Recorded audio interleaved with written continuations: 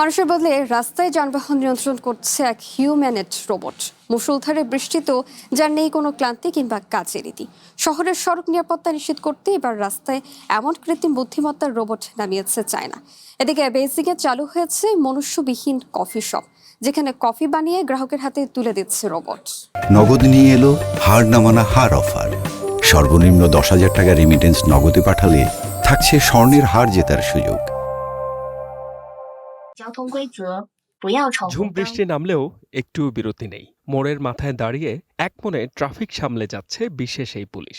এমন দৃশ্য দেখা যায় চায়নার আনহুই প্রদেশের উহু শহরের। সেখানে ট্রাফিক নিয়ন্ত্রণে এখন নিয়মিত দায়িত্ব পালন করছে বিশেষ এই রোবট।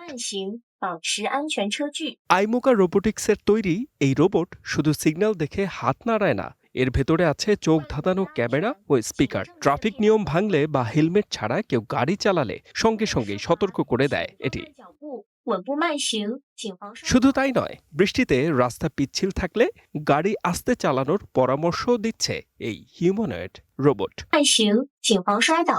ঝড় বৃষ্টি কিংবা কড়া রোদ কোনো কিছুই এর কাজে বাধা হতে পারে না। দিনরাত 24 ঘন্টায় একটানা ডিউটি করতে পারে এই রোবট। ফলে আসল ট্রাফিক পুলিশের উপর থেকেও কাজের চাপ অনেকটাই কমে আসছে। আধুনিক প্রযুক্তির এমন ব্যবহার চায়নার রাস্তাঘাটকে যেমন আরও সুশৃঙ্খল করছে, তেমনি সাধারণ পথচারীদের মনেও আনছে স্বস্তি।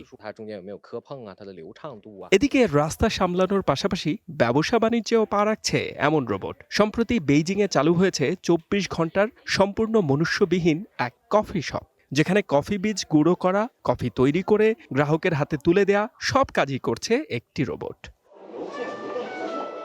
নিজেদের পছন্দমতো মিষ্টি বা কফির স্বাদ নির্বাচন করে অর্ডার দিতে পারছেন ক্রেতারা।